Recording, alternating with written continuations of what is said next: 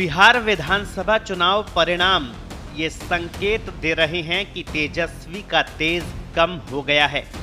मुख्यमंत्री बनने का उनका सपना तो पूरा होता नजर नहीं आ रहा। उनके नेतृत्व में पार्टी और गठबंधन की हालत भी पहले से कमजोर होती दिखाई दे रही है। साफ लग रहा है कि एनडीए ने उनके वोट बैंक में सेंधमारी कर दी। तेजस्वी की इस करारी हार के पीछे आखिर क्या वजह रही, अब इसे समझते हैं। तेजस्वी ने हर परिवार को सरकारी नौकरी देने का वादा किया। उनके इस वादे को लोगों ने व्यवहारिक नहीं माना। इसकी वजह भी थी। ताज़ा अनुमानों के मुताबिक बिहार में 2.5 करोड़ से ज्यादा परिवार है।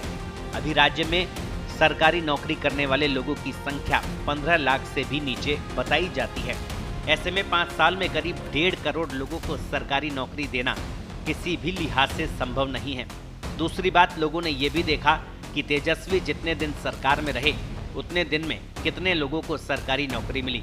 ऐसे में तेजस्वी का ये वादा उल्टा असर कर गया। इसके अलावा तेजस्वी ने विकासशील इंसान पार्टी के मुखिया मुकेश सहनी को महागठबंधन की सरकार बनने की स्थिति में उप मुख्यमंत्री पद देने का वादा कर दिया।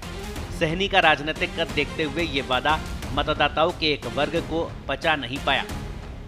वहीं मुस्लिम मतदाताओं को भी ये खटका कि राजद को एकमुश्त वोट देने वाले मुसलमानों के लिए तेजस्वी ने ये गारंटी नहीं दी। चुनाव के अंत तक महागठबंधन में गांठ पड़ी रही। ये मतभेद सिर्फ और सिर्फ तेजस्वी को मुख्यमंत्री पद का चेहरा घोषित करने की जिद को लेकर था। राजद और कांग्रेस बिना सीट समझौते के उम्मीदवार उतारने लगे। अंत समय में कांग्रेस की पहल पर समझौता हुआ।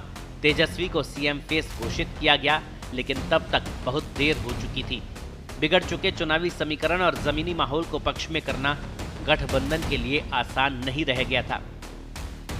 इसके अलावा सबसे अहम, तेजस्वी को परिवार में ही चुनौती मिली। बड़े भाई तेज प्रताप यादव से वो अलग पार्टी बनाकर मैदान में उतरे और भाई से खुली अदावत की। उन्होंने ऑन रिकॉर्ड कहा, तेजस्वी महुआ चले गए तो मुझे भी राघोपुर जाना ही था। अगर वो महुआ नहीं जाते तो मैं भी राघोपुर नहीं जाता। तेज प्रताप का वोट के लिहाज से बहुत ज्यादा असर नहीं माना जाए तो भी पारिवारिक झगड़े और भाइयों में खुली अदावत का गलत संदेश राजद समर्थकों में तो गया ही। तेजस्वी और राजद को पिछले चुनाव के नतीजों का साया भी भारी पड़ा। 2020 के विधानसभा चुनाव में राजद का प्रदर्शन उसके सत्ता से बाहर होने के बाद के बेहतरीन प्रदर्शन में से एक था। उस प्रदर्शन को आधार मानकर तेजस्वी ने गठबंधन को महत्व नहीं दिया और अकेले दम पर जीतने का भ्रम पाल लिया। चुनाव से एन पहले नीतीश सरकार ने जनता को खूब रेवड़ियां बांटी और घोषणा पत्र में भी एनडीए की पार्टियों ने ऐसे ही वादे किए। तेजस्वी ने भी इसकी नकल कर ली। यहां तक कि प्रचार के आखिरी दिन तेजस्वी ने महिलाओं के खाते में 30-30 हजार रुपए डालने का वादा कर डाला। स्वाभाविक है, जनता ने उस पर भरोसा किया जिससे उसे पहले ही रेवड़ियां मिल चुकी थी।